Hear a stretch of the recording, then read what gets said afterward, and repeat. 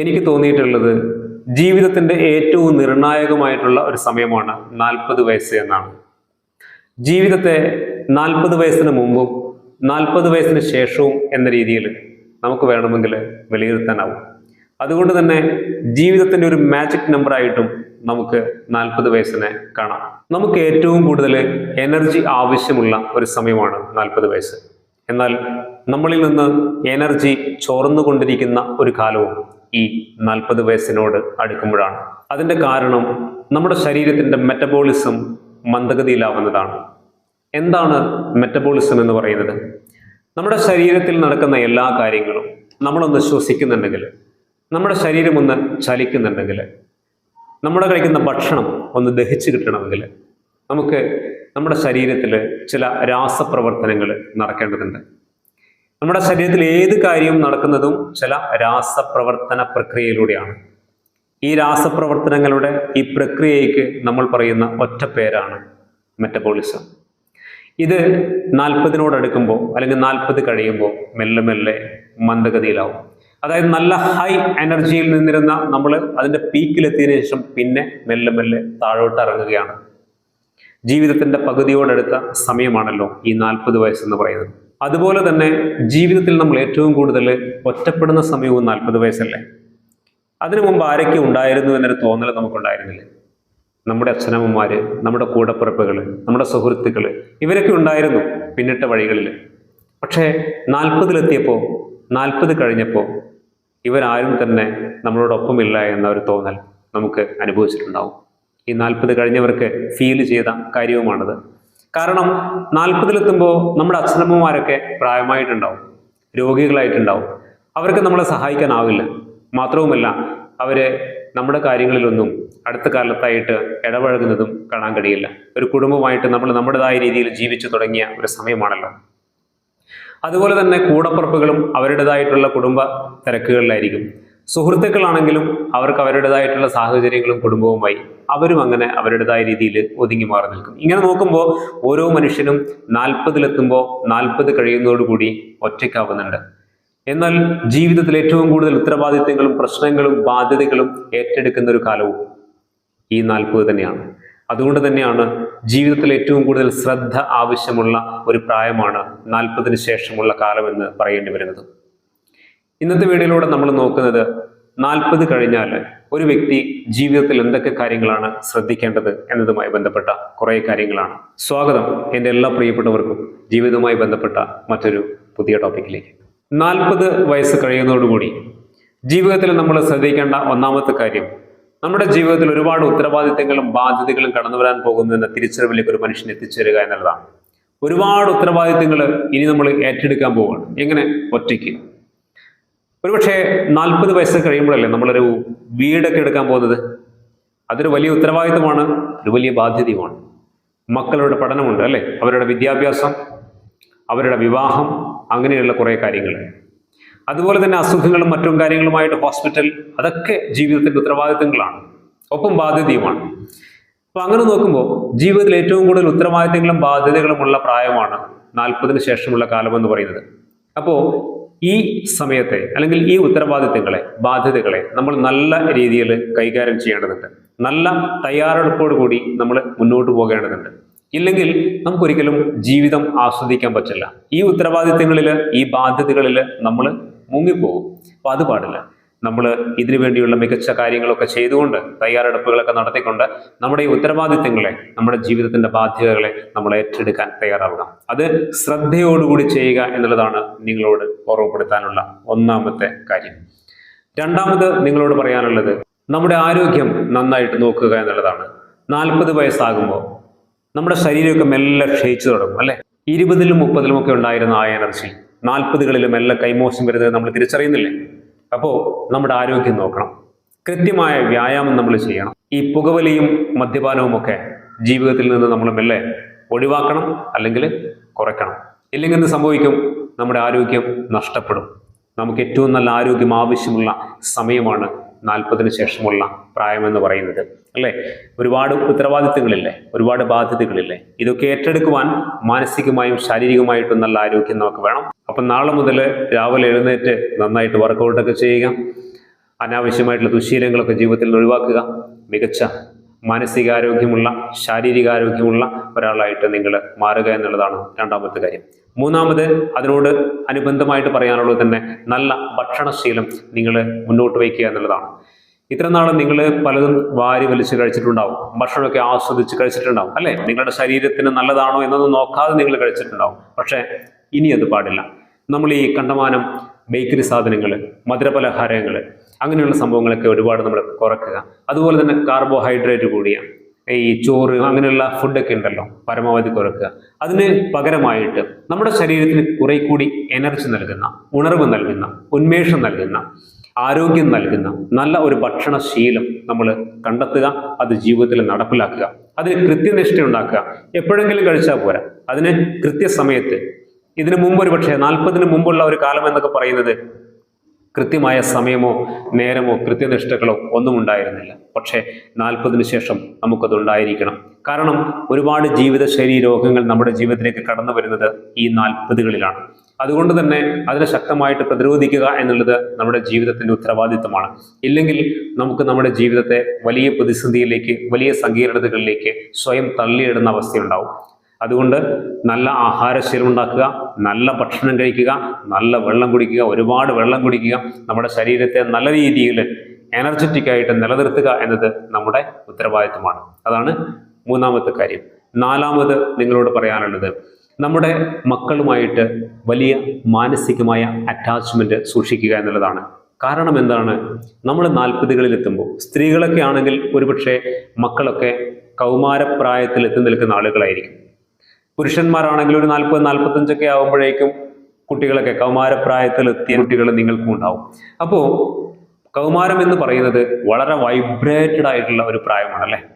അപ്പോൾ ആ പ്രായത്തിൽ കുട്ടികളോടൊപ്പം അവരെ നന്നായിട്ട് കെയർ ചെയ്യുക, അവരോടൊപ്പം നിന്നുകൊണ്ട് അവരെ കെയർ ചെയ്യുക, അവരുടെ പ്രശ്നങ്ങളിൽ ഒപ്പം നിൽക്കുക, നല്ല കാര്യങ്ങൾ പറഞ്ഞു കൊടുക്കുക. അങ്ങനെ അച്ഛനമ്മമാരും മക്കളും തമ്മിലുള്ള വലിയ മാനസിക അറ്റാച്ച്മെന്റ് ഉണ്ടാവേണ്ട കാലമാണത്. ഇല്ലെങ്കിൽ മക്കള് വഴിതെറ്റി പോകും. കാരണം എന്താണ്?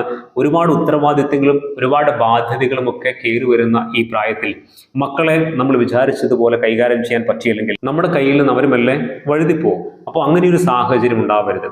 കുട്ടികളുമായിട്ട് വലിയ മാനസികമായ ഒരു അറ്റാച്ച്മെന്റ്, അവർക്ക് എന്തും തുറന്നു പറയുവാനുള്ള ഒരു സ്വാതന്ത്ര്യവും സ്പേസും വീടിൻ്റെ അകത്തളങ്ങളിൽ നിങ്ങളുടെ മുന്നിൽ ഉണ്ടായിരിക്കണം.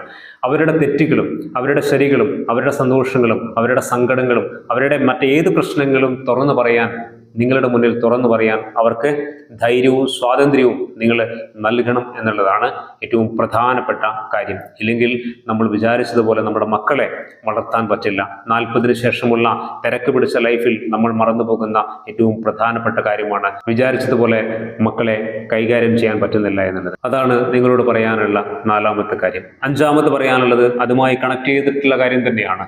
മക്കളുടെ മുന്നിൽ നിങ്ങൾ ഒരിക്കലും വഴക്കിടരുത്. ഈ 40-കളിൽ എത്തി നിൽക്കുമ്പോൾ ഞാൻ നേരത്തെ പറഞ്ഞതുപോലെ കൗമാരപ്രായത്തിലുള്ള കുട്ടികളായിരിക്കും നമ്മുടെ വീട്ടിലുണ്ടാവുക.